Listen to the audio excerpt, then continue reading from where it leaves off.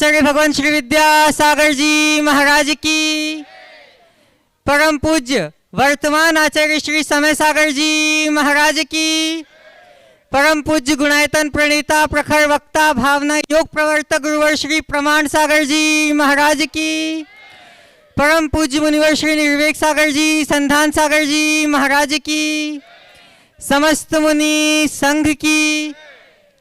शंका समाधान के आज के इस सत्र में आप सभी का हार्दिक अभिनंदन। इससे पूर्व कि हम आज के इस सत्र को प्रारंभ करें, चलते हैं गुरु चरणों में, होते हैं विनीत इस भाव से कि हम भी उनकी तरह सदा सदा गा सकें सहजता और सकारात्मकता के गीत। सभी लोग हाथ जोड़ेंगे, मस्तक झुकाएंगे और मेरे साथ बोलेंगे, हे गुरुदेव नमोस्तु नमोस्तु नमोस्तु। बंधुओं, कुंडलपुर से विहरमान परम पूज्य गुरुदेव कल गड़ाकोटा पहुंचेंगे। प्रातःकाल की बेला में गड़ाकोटा में मंगल प्रवेश होगा और गड़ाकोटा का लगभग 4 साल बाद वह सौभाग्य जागेगा कि वह परम पूज्य गुरुदेव सत्संग के मंगल आगवानी करके धर्मामृत से अभिषिंचित हो सकेगा। आज के प्रथम प्रश्न के लिए मैं आवाज़ दे रहा हूं प्रवीण जी सिंह गड़ाकोटा और आपके बाद संकल्प जैन जबलपुर।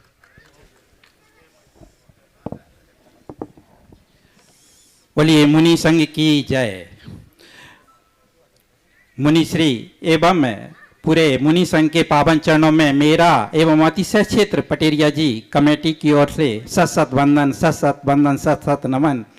हे मुनि श्री, पूरा नगर गड़ाकोटा में हर्ष का उल्लास है। सवाल करो जल्दी से। हे मुनि श्री, कल हम सब आगवानी के लिए आतुर हैं। हम मेरा प्रश्न है मुनि श्री, सदियों से हमारे शास्त्रों में, हमारी संस्कृति में संस्कारों के प्रति विशेष उल्लेख मिलता है। तो हमारा आज का प्रश्न यह है कि हमारे मानव को जीवन अच्छा बनाने में संस्कारों का क्या महत्व है, हमारे आगम में किन किन संस्कारों का विधान है, एवं आज जब वर्तमान समय में संस्कारों का ह्रास हो रहा है, जितना पवित्र वातावरण उत्साह के प्रति दिख रहा है उतना नहीं मिलता है। तो कि हम सब मिलकर, आपका मूलभूत सवाल है मूलभूत सवाल है कि हमारे जीवन में संस्कारों का क्या महत्व है। मैं तो यही कहूँगा, जीवन पत्थर है और संस्कार उसे मूर्ति बनाने का काम करते हैं।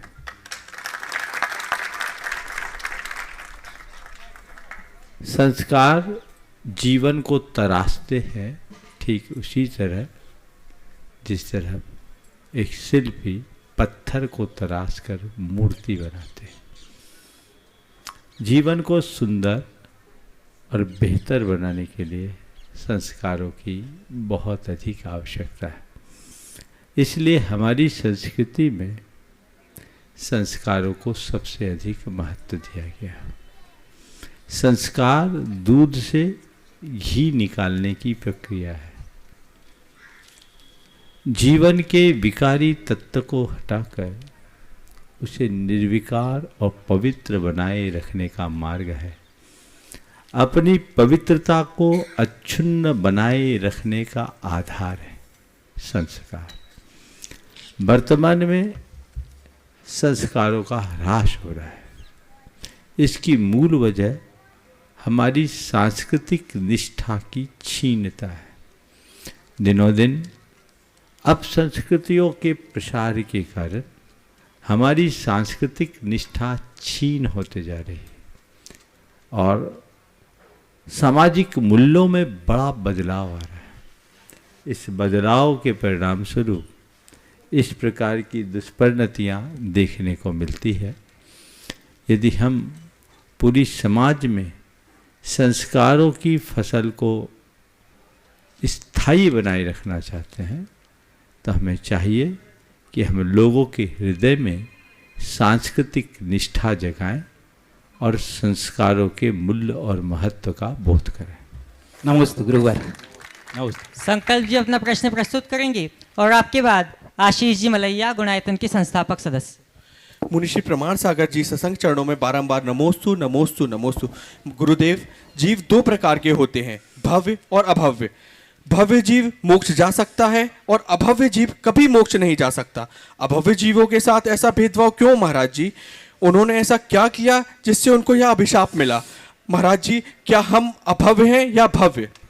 देखो, सबसे पहली बात, भव्यता और अभव्यता एक निर्हेतुक तथ्य है, ये किसी ने बनाया नहीं। जो भव्य है वो अनादि से भव्य है, और जो अभव्य है वो अनादि से अभव्य है। अभव्य है इसलिए अभव्य, किसी ने बनाया नहीं। यही जीवों की सहज परिणति है, हर द्रव्य की अपनी अपनी स्वतंत्र परिणति। अभव्य के पास अपनी आत्मगुणों को अभिव्यक्त करने का कोई अवसर नहीं आएगा, उनकी परिणति ही ऐसी है। रहा सवाल हम भव्य हैं या अभव्य, ये तो दिव्य ज्ञानियों के ज्ञान का विषय है। लेकिन हमारे शास्त्रों में भव्य जीव की एक स्थूल पहचान बताई। तत्प्रति प्रीति चित्तेन येन वार्ताप ही श्रुता निश्चितम स भवेद भव्य भावी निर्वाण भागिन। जो तत्व के प्रति प्रीति चित्त होकर सुनता है, अपने कल्याण की बातों को रुचिपूर्वक सुनता है, भावी निर्वाण का भागी, वह भव्य मानना चाहिए, वो निश्चित भव्य है ऐसा समझना चाहिए। तो मैं मानता हूँ जितने लोग लगन के साथ निष्ठापूर्वक तत्व की बात सुन रहे हैं, उनकी भव्यता उद्घाटित हो रही। ओम। आशीष जी मलैया गुणायतन के संस्थापक सदस्य अपना प्रश्न प्रस्तुत करेंगे और आपके बाद उत्कर्ष जी सागर से। नमोस्तु गुरुदेव।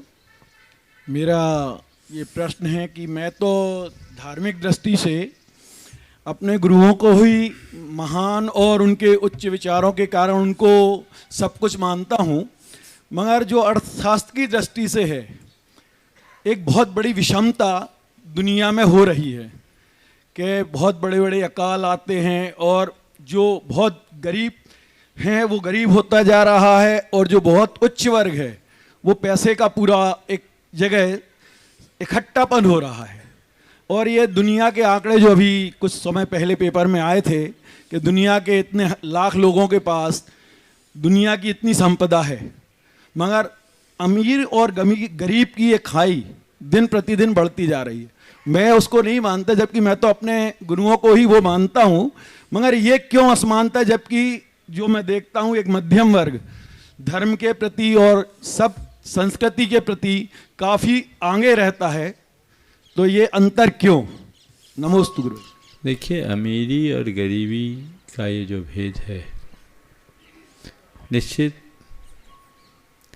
यह लोगों के लिए कष्टकारी है, लेकिन इसके पीछे कई तरह के कारण हैं। समाजवाद, पूंजीवाद आदि की बातें जो आती वो अपनी जगह है। धार्मिक दृष्टि से सबका अपना अपना कर्म भी है। विश्व के अनेक देशों में इस भेद को मिटाने के लिए साम्यवाद का विस्तार किया गया, लेकिन साम्यवाद का पूरी तरह सफल न हो पाना इस बात का प्रमाण है कि व्यवस्था के परिवर्तन से हम इस भेद को नहीं मिटा सकते। संग्रह की वृत्ति से बचना और लोकोपकार की भावना को अंतरंग में जगाना। ओम। सामने से हट जाइए, बीच सभा में बताइए। लोकोपकार की भावना को जगाना, ये धर्म का मूल तत्व है, और हमारे धर्माचार्यों ने धर्म ग्रंथों में इस बात की प्रबल प्रेरणा भी दी है।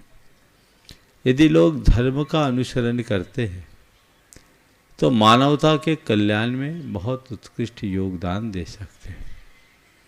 हर व्यक्ति का अपना अपना पुण्य पाप होता है, और वह पुण्य पाप उसके जीवन की उन्नति अवनति का आधार बनता है।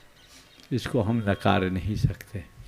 इसलिए हमें इस बात को व्यापक संदर्भ में समझने की कोशिश करनी चाहिए और उसी के अनुरूप आगे का निर्णय लेना चाहिए। उत्कर्ष जी सागर से अपना प्रश्न प्रस्तुत करेंगे और आपके बाद राजीव जी महेंद्र जी पाटनी झोटवाड़ा। नमस्ते महाराज जी। महाराज जी, कहा जाता है अकल, चरित्र और हुनर 3 चीज़ें हमसे छीनी नहीं जा सकती।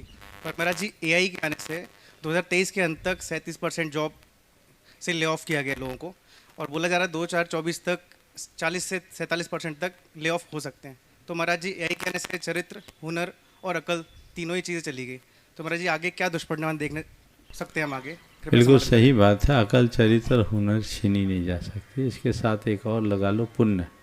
ये 4 को नहीं छीना जा सकता। तुमने जो कहा है एआई के कारण 38%, 37% लोगों को ले ऑफ कर दिया गया, और आने वाले 2024 मानी इस साल के अंत तक 43%। देखिए, ये सब चीज़ें जो है, निश्चित जैसे जैसे एक तो ऑटोमेशन की तरफ बढ़ा और एआई के कारण तो बहुत सारी व्यवस्थाएं बिगड़ेगी, लोगों के लिए चिंताजनक है। लेकिन मेरा मानना है, जिनके पास बुद्धि है वो कभी बेकार नहीं हो सकता। विद्वांसा सर्वत्र पूज्यते। जॉब को छीना जा सकता है, लेकिन व्यक्ति की बुद्धि को नहीं। समझ गए? इसलिए वाक्य बहुत अकाट्य है कि अकल, चरित्र और हुनर को छीना नहीं जा सकता। अगर व्यक्ति के पास अकल है तो एआई का काम करने वाले भी तो अकलमंद ही होंगे, बेअकले लोग थोड़ी होंगे। हम वहाँ अपना स्थान बनाएं, अपनी प्रतिभा को और निखारने की कोशिश करें। बस अंतर एक आ रहा है कि एक आदमी का काम, 1000 आदमी का काम एक आदमी करने लगा है। लेकिन ये चीज़ें तो उस समय भी बहुत उभरी थी जब कंप्यूटर आया था, लेकिन उसके बाद भी व्यवस्थाएं बनी। मुझे लगता है ये एक परिवर्तन की शुरुआत है, तात्कालिक रूप से इसका असर दिख रहा है। समयानुरूप कुछ ना कुछ परिवर्तन आएगा और अक्लमंद लोगों को जरूर स्थान मिलेगा। राजीव जी पाटनी, महेंद्र जी पाटनी झोटवाड़ा जयपुर से अपना प्रश्न प्रस्तुत करेंगे और आपके बाद देवेश कुमार जी बल्हे से। नमोस्तु गुरुदेव, नमोस्तु गुरुदेव, नमोस्तु गुरुदेव। गुरुदेव, मेरा प्रश्न ये है कि यदि किसी परिवार में किसी सदस्य की मृत्यु हो जाती है तो 3 दिन का जो दिए की बैठक होती है, हम उसमें उस परिवार को मंदिर में ले जा कर के उसको गंधोदक देते हैं, उसके सर पे तिलक लगाते हैं। परंतु क्या उस परिवार को पूरे 12 दिन तक मंदिर के अंदर प्रवेश करना चाहिए? किसी चीज़ को छूना अलग बात है, पर प्रवेश करना चाहिए या नहीं करना चाहिए? देखिए, सूतक 12 दिन का होता है। 12 दिन तक वह देव पूजा और पात्रदान के अधिकारी नहीं होते। 13वें दिन देव पूजा और पात्रदान से उनकी सूतक की समाप्ति होती है। 3रे दिन उनका प्रतिष्ठान खुलवाया जाता है। उसके लिए शांति की बैठक होती है। शांति पाठ करके पंच उनका देव दर्शन कराते हैं। देव दर्शन करने में और गंधोदक लेने में कोई बाधा नहीं है। वो इसलिए एक सामाजिक व्यवस्था है कि अब भैया जो होना था सब हो गया, अब इन बातों को भूलो और अब अपने जीवन को सामान्यतः जैसा जीते वैसा जियो। तो प्रतिष्ठान खोलने से पूर्व भगवान के दर्शन कराते हैं। 12 दिन तक दर्शन कर सकते हैं, इसमें कोई बाधा नहीं है। गंधोदक भी ले सकते हैं, लेकिन खुद स्पर्श न करें, कोई दूसरा दे। देवेश कुमार जी अपना प्रश्न बोलो। नमस्ते गुरुदेव, मेरा प्रश्न यह है कि हमारे एक मंदिर में गुरुदेव पधारे थे, उन्होंने गंधोदक लेके सभी पे छिड़क दिया, वो आधे लोगों के पैरों में गया। क्या ये उचित है? ये तो उन्हीं से पूछो, तुम खुद सोचो।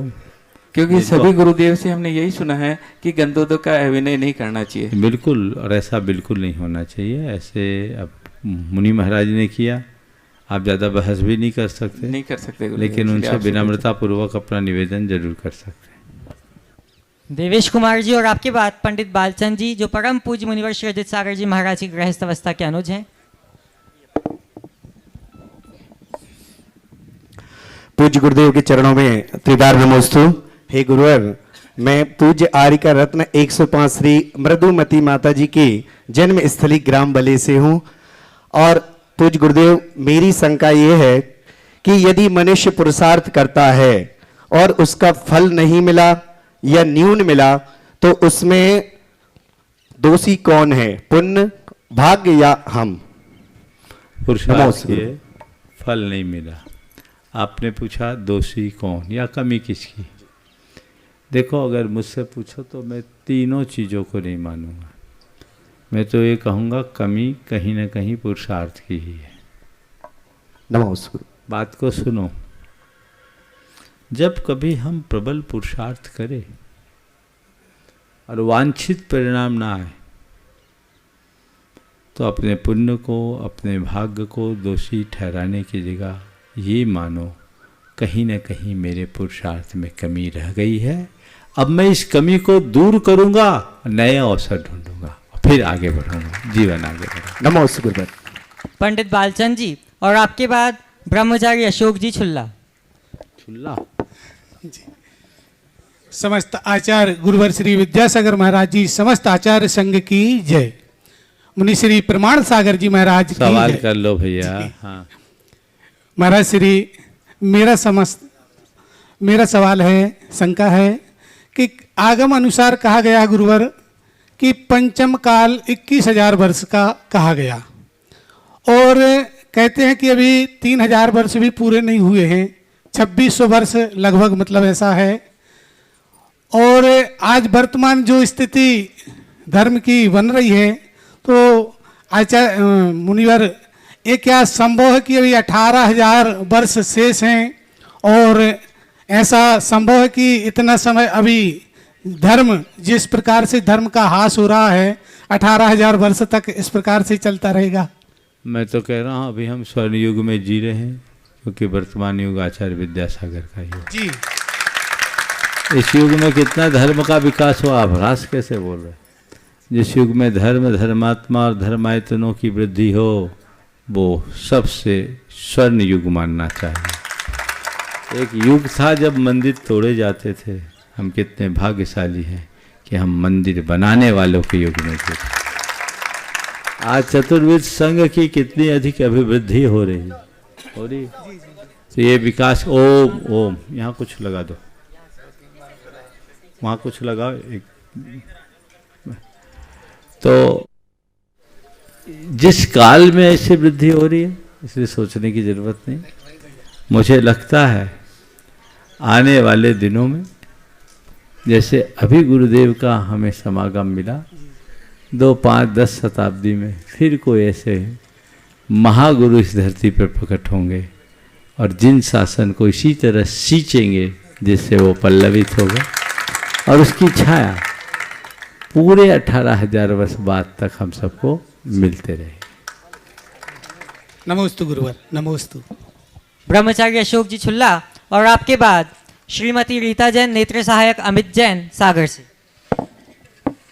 बोलो छुल्ला के मूल नायक श्री चंदा प्रभु भगवान की जय। छुल्ला गांव है क्या? हाँ, 7 किलोमीटर दूर में हाँ, जन्मभूमि है। नमोस्तु महाराज जी। पूज्य गुरुदेव, मैं 1994 ग्रस्त जीवन अपनाया मैंने। अब मैं आगे बढ़ने के, पूज्य जैसे संदान सागर महाराज जी ने कहा अभी महामहोत्सव में कि आगे बढ़ो, तो महाराज जी मेरा विकल्प ये है कि गृहस्थ जीवन की जवाबदारियां पूर्ण कब हो जाती हैं, पत्नी पुत्री सब पुत्रियों को आगे मोक्ष मार्ग में भी बढ़ना है, तो मेरा विकल्प है कि महाराज जी ये गृहस्थ जीवन की जवाबदारी कब पूर्ण होती है? देखो, हमने बचपन में एक कहावत सुनी कि पिता की जिम्मेदारी उस दिन पूरी हो जाती है जिस दिन बेटे के पाँव में पूता का चप्पल आ जाए। क्या बोल रहा हूँ? बेटे के पाँव में बाप के चप्पल आ जाए तो समझ लो अब हमारी जिम्मेदारी पूरी होनी शुरू हो गई है, और अब धीरे धीरे बेटे को जिम्मेदार बनाए, उसको आगे बढ़ाए, उसको दायित्व सौंपे। ध्यान रखने की बात केवल इतनी है कि जिम्मेदारी पूरी करना चाहोगे तो बहुत आसानी से पूरी होगी, लेकिन जिम्मेदारियों को ओढ़ कर के बैठोगे तो पूरी जिंदगी अधूरी होगी। आजकल लोग जिम्मेदारी पूरी कम करते हैं, जिम्मेदारियों को ओढ़ते ज़्यादा है। समझ गए? इसलिए ओढ़िए मत, अपना दायित्व निभाइए, और जब हमें लगने लगे कि अब ये सब कोई खास जरूरी नहीं लगने हो गया, लगा महाराज जी तो अब छलांग लगाओ, स्वयं के प्रति अपने उत्तरदायित्व को पूरा कर। नमस्ते महाराज जी। श्रीमती रीता जैन, अमित जी जैन सागर से, और आपके बाद राजू जी चूड़ीवाल, साहिल जी चूड़ीवाल कन्नड़। महाराज जी के चरणों में कोटि कोटि नमस्तु। महाराज जी, मेरा प्रश्न है, आज के समय में लड़के लड़कियों की संबंध करने में बहुत ज़्यादा अंतराय आ रहा है। कई लड़के लड़कियों की कुंडली 5-5 साल रहती है, फिर भी अच्छे संबंध नहीं मिलते। तो मैं आपसे निवेदन करना चाहता हूं कि आगम के अनुसार लड़के का संबंध शीघ्र हो, इसका समाधान बताएं, लड़की का संबंध शीघ्र हो, इसका समाधान बताएं, और माता पिता क्या करें जिससे ये अंतराय कर्म का क्षय जल्दी हो जाए। लड़का लड़की का संबंध शीघ्र हो, इसका उपाय मेरे पास नहीं है, लेकिन लड़का लड़की दीक्षा ले, इसका उपाय हमारे पास। महाराज श्री अंतराय कर्म को नाश करने का सुनो पूरी बात कर रहा हूं। अब रहा सवाल आगम में, इसमें क्या कहा? कारणों की पड़ताल करो कि विवाह में विलंब क्यों हो रहा है।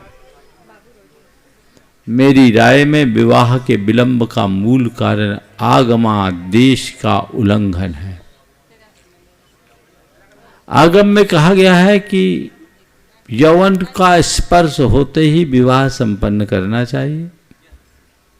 अब आप लोग अपने बेटे बेटियों को इतना पढ़ा लिखा देते हैं कि मैच का न लड़का मिलता है न लड़की। अगर सही उम्र में 20-22 साल में विवाह हो जाए, 21 साल में लड़का, 18 साल में लड़की, बाद में पढ़ाओ लिखाओ, तो ये समस्याएं कम होगी। विलंब से विवाह, अधिक पढ़ लिख जाने के बाद जोड़ी का न मिलना, और छोटे और बड़े स्थान का भेद, व्यापार को गौण करके नौकरी पेशा को ज्यादा महत्व देना, ये कुछ ऐसे कारण हैं जो विवाह में बाधा बनकर खड़े हो रहे कि नहीं? तो इन सब का कारण ये है कि शास्त्र की बात मानो, और जिन मानदंडों को अपनाने की बात शास्त्रों में की गई है उसे अपना करके चलो, सब ठीक हो जाएगा। तो जो आगम की बात को भूलेगा वो दुनिया में ऐसे ही झूलेगा। इसलिए आगमानुसार प्रवृत्ति करो, आगम को अपना आदर्श बनाकर चले, तो ये बाधा, ये व्यवधान सब दूर होगा। फिर भी मुझसे पूछा है कि इस अंतराय के निवारण के लिए क्या करें, तो शास्त्र में एक ही विधान है। अपने अंतराय का निवारण करना चाहते हो तो जिनेंद्र भगवान की भक्ति करो और पात्र दान करो। ये सातिशय पुण्य के बंध के साथ अंतराय के क्षय का कारण भी हो। नमस्ते। राजू जी चूड़ीवाल, साहिल जी चूड़ीवाल कन्नड़, और आपके बाद सलिल जी सिंघई कन्नड़। एक साथ हो जाओ। हाँ बोलिए। नमस्ते गुरुदेव। कई सालों से हम लोग 50-55 की उम्र हो गई, बड़े बाबा के दर्शन करना चाहते थे पर आज तक नहीं आ पाए। पर 1.5 महीने के बच्चे को लेके हम आए, उसका पुण्य का उदय या हमारे पुण्य का उदय? निश्चित तो बच्चे का पुण्य कुछ ऐसा प्रबल होगा कि आपके भाव बन गए और संयोग भी बन गए। बहुत बढ़िया, किसी का पुण्य का उदय हो, लेकिन अब ये भाव इतना पुण्य जगा लो कि अब 50 बरस न लगे, हर साल ऐसा मौका मिल सके। सलिल जी सिंघई, गुरु विद्यासागर जी महाराज। और सवाल आपके करो बाद सीधे सीधे। सुरेश चंद जी सोधिया गड़ाकोटा से गौशाला अध्यक्ष। महाराज श्री, मेरा प्रश्न ये है कि जैन पद्धति के अनुसार अंतिम संस्कार की विधि क्या होना चाहिए? ओम, देखिए संस्कारों की जो विधि है, जो परंपरागत विधि है, वही देखना चाहिए। हमारे यहाँ मेरे ख्याल से क्रिया कोश ग्रंथ में इनका कुछ विधान दिया है, संयम प्रकाश ग्रंथ में है, उनसे देख करके काम करना चाहिए। नमस्ते महाराज। हाँ। सुरेश चंद जी सोधिया गड़ाकोटा से गौशाला अध्यक्ष, और आपके बाद सचिन बैशाखिया, सुनील अठभैया, कमलेश फुलर अध्यक्ष जैन पंचायत गड़ाकोटा। विद्यासागर महाराज की जय। गुरुजी प्रमाण सागर महाराज की जय, बार बार नमोस्तु। मैं 12 भावना की कुछ पंक्तियां बोलना चाहता हूँ, उसका भावार्थ आपसे। उसका भावार्थ अलग से पूछ लेना, और कोई सवाल है तो कर लो। हाँ? और कोई दूसरा सवाल है तो कर लो। अच्छा, सवाल पूछ ले रहे। हाँ। आदमी की मृत्यु के बाद उसकी प्रशंसा क्यों होती है? आदमी की मृत्यु के बाद उसकी प्रशंसा क्यों होती है? इसलिए। और आदमी के मृत्यु के बाद उसकी बहुत बहुत ज्यादा बुराई क्यों होती है? आदमी की मृत्यु के बाद उसकी प्रशंसा क्यों होती है और बुराई भी क्यों? उसके सत्कर्मों के कारण। आपको ही पता नहीं, मैं आपके इस उत्तर से सहमत नहीं। सुनो ध्यान से। लोगों को जाने के बाद उसकी प्रशंसा क्यों होती है? जी। केवल इसलिए कि उनके पीछे वालों को उसके जाने का गम न सताए। बात फिर से दोहरा रहा हूं। लोगों के चले जाने के बाद उसकी प्रशंसा ज़्यादा शायद इसलिए होती कि उसको सुनकर पीछे वालों का गम थोड़ा ठीक हो जाए। ये प्रशंसा नहीं है, सच्चे अर्थों में संवेदना की अभिव्यक्ति है।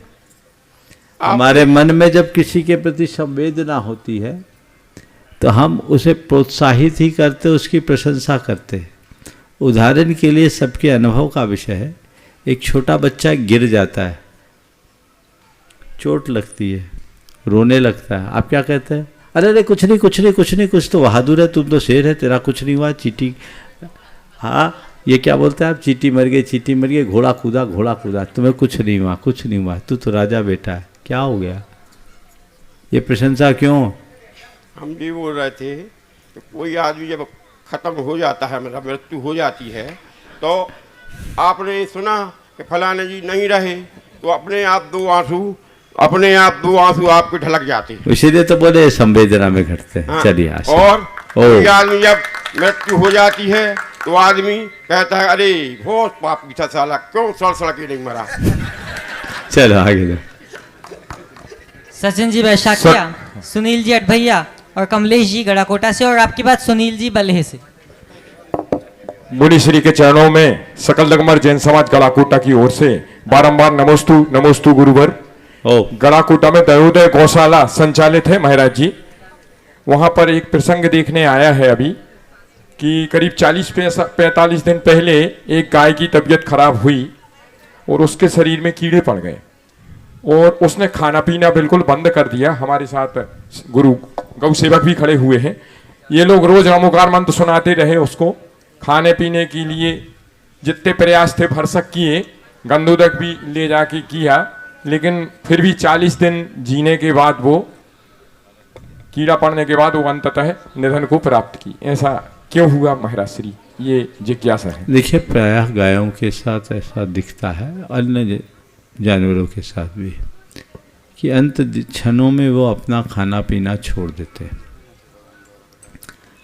सुलभ होने के बाद भी छोड़ देते हैं, यद्यपि वो खा सकते हैं। भीषण गर्मी में भी पानी नहीं पिया उसने। मुझे ऐसा लगता है कि उनके अंदर आत्मबोध जग जाए और वो उसे अपनी संलेखना बना ले तो भी कोई आश्चर्य नहीं। हमें ऐसी स्थिति में उनकी सेवा करनी चाहिए, उन्हें संबोधना चाहिए, धार्मिक वातावरण बनाना चाहिए, नमोकार सुनाकर उनका उद्धार करना चाहिए।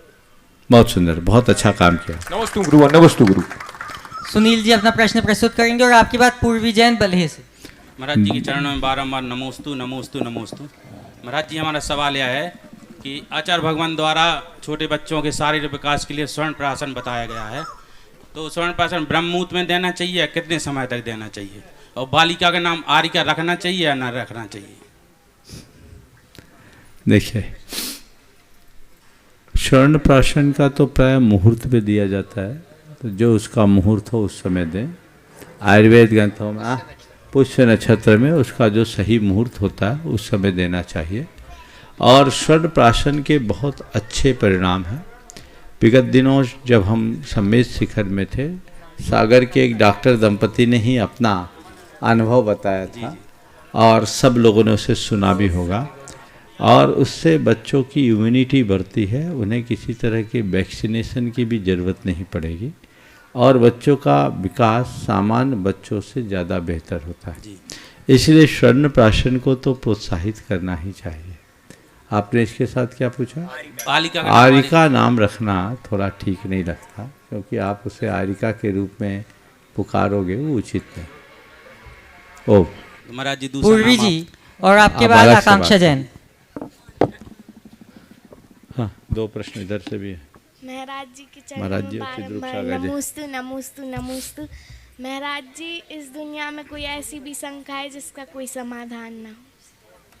है एक ऐसी शंका जिसका कोई समाधान नहीं, वह है खुद पर शंका, उसका कोई समाधान।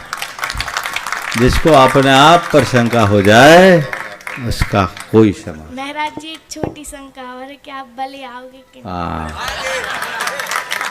भावना भाव है ना। चलो आकांक्षा जैन और आपके बाद ममता जैन पथरिया। नमोस्तु मुनिश्री। मंदिर जी से घर जाने के तुरंत पश्चात पैर धुलने चाहिए या नहीं? मंदिर से घर जाने के बाद पैर धोना? हाँ। अगर घर जाने के पहले आप रोज पैर धोते हैं तो जरूर धोना चाहिए, पर घर जाने के पहले तो कोई पैर धोता नहीं, मंदिर जाने के पहले पैर जरूर धोते हैं।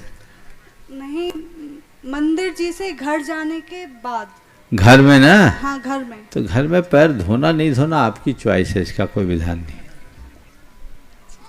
ममता जी जैन पथरिया से और आपके बाद अमित जी गड़ाकोटा से। हेलो, नमस्ते महाराज जी। महाराज जी, मेरा क्वेश्चन है कि पहले आदिनाथ भगवान की बड़ी अवगाहना होती थी तो बड़े बड़े कलश ढलते थे, और जब महावीर स्वामी की अवगाहना छोटी थी तो उससे उतने ही बड़े कलश ढालते होंगे क्या? शास्त्रों के अनुसार तो उतने ही बड़े ढलते, और वो वज्रवृषभ नाराज सैनन के धनी, इसलिए उन पर कोई फर्क नहीं पड़ता। पहले मंच के सवाल ले लो। नमस्ते महाराज। अब चलते हैं मुनि संघ के श्री चरणों में और सर्वप्रथम निवेदन करते हैं परम पूज्य शुल्लक श्री चिद्रूप सागर जी महाराज के चरणों में कि आपके प्रश्न के माध्यम से हम सबको समाधान प्राप्त हो। इच्छा में महाराज जी। हाँ, जब तक सेटिंग हो रही है एक सवाल कर लो, हो जाएगा। चलो हो जाएगा।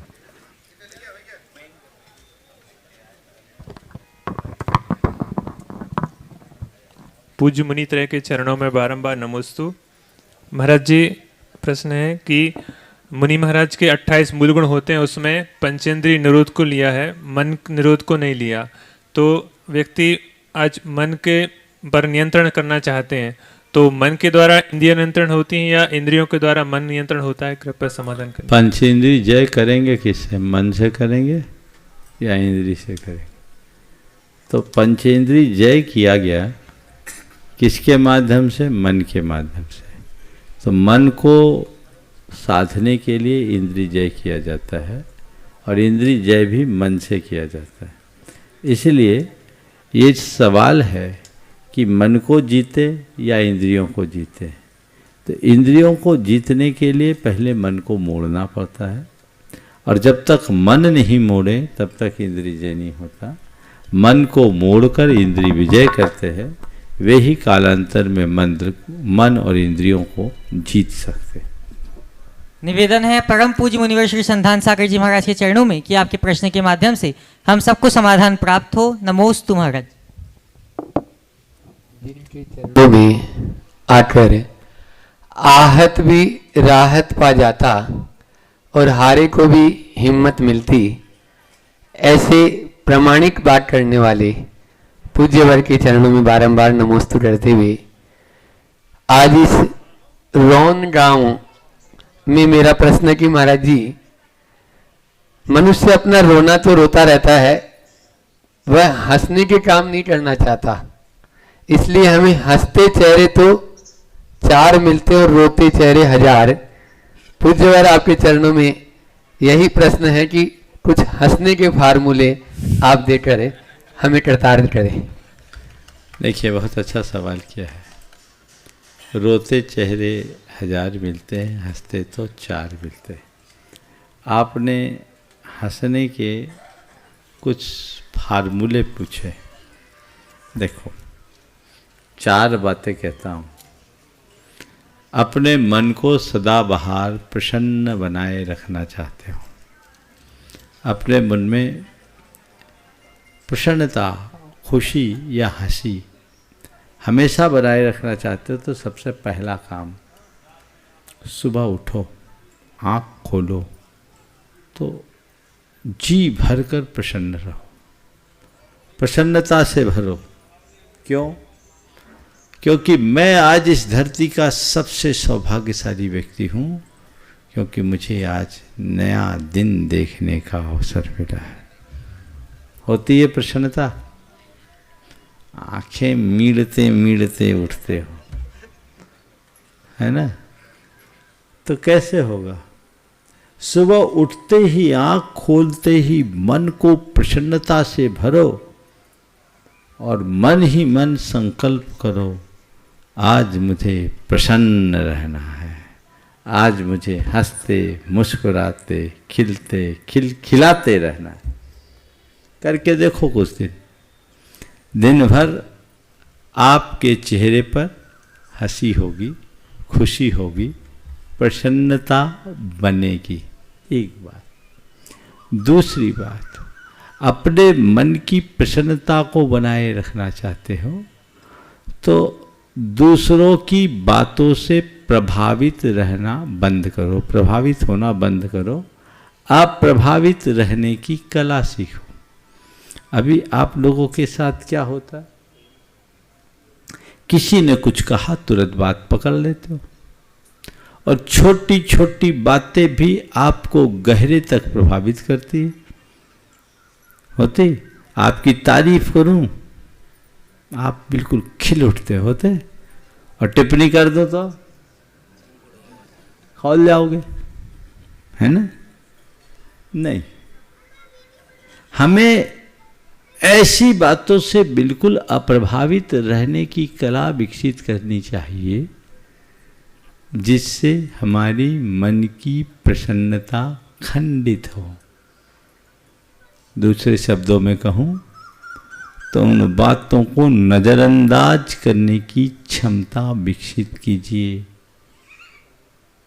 यदि हम बातों को नज़रअंदाज करने की क्षमता अपने अंतर मन में विकसित कर लेते हैं तो चाहे अनचाहे जो हम दुखी होते हैं या क्षुब्ध होते हैं उससे बच जाएंगे, अपने मन में प्रसन्नता को टिका पाएंगे। तो दूसरी बात, ऐसी बातों से अप्रभावित रहने की कला सीखिए। तीसरी बात, आप जब भी बोलिए मुस्कुराकर बोलना सीखिए। आप मुस्कुराने की आदत डालिएगा, सामने वाला भी मुस्कुराएगा और सामने वाले की मुस्कान देखकर आपकी मुस्कान 4 गुनी बढ़ जाएगी। बढ़ेगी कि नहीं बढ़ेगी? बोलो। आपने मुझे देखा, मैंने आपको स्माइल दिया और आपने मुझे स्माइल दी, दोनों की स्माइल बढ़ेगी कि नहीं बढ़ेगी? तो आप अपनी आदत डालिए मुस्कुराते हुए बातें बोल करने की। मुंह बनाकर बात मत करो, मुस्कुराकर बात करो। क्या बोला? मुंह बनाकर बात मत करो, मुस्कुराकर बात करो। आपकी छोटी सी मुस्कान पूरे वातावरण में रस घोल देगी। ये प्रयास सभी को करना चाहिए। इसलिए तीसरी बात, आदत डालो। अब हमेशा इस बात को याद रखना, बात करते समय महाराज ने कहा मुस्कुराते हुए बात करो। कैसे बात करो? जैसे न्यूज़ चैनल्स पर न्यूज़ बोलते समय जो न्यूज़ एडिटर एंकर होते हैं ना, कैसे बोलते हैं, कैसे स्माइल होती हाँ, सब में है, आज तक नहीं सब में ही है ना? उसकी ट्रेनिंग होती है। तो मुस्कुराहट के साथ बात करिए। अगर मुस्कुरा करके बात करने की आदत आपने अपने अंदर जगा ली तो आपको कभी कोई कठिनाई का अनुभव नहीं होगा। आप हमेशा अपने मन में प्रसन्नता को बना करके रखने में समर्थ होंगे। और चौथी बात जो महत्वपूर्ण है, यदि कोई किसी के प्रति आपके मन में गुस्सा आने लगे, क्षोभ आता है ना, कोई कुछ बोल दिया और गुस्सा आने लगे, तो उस समय अपने सामने एक दर्पण रखने का अभ्यास कर लो, क्योंकि दर्पण देखकर जब हमारा मुंह बिगड़ता है तो मुंह में हंसी आती है और वो हंसी हमारी सब चीज़ों को ठीक कर देती है। ऐसा हम करेंगे तो जीवन बेहतर बनेगा। अब गढ़ाकोटा का निमित्त आ रहा है, कल प्रातःकाल गढ़ाकोटा में प्रवेश होगा 7 बजे। बोलिए अहिंसा परमो धर्म की।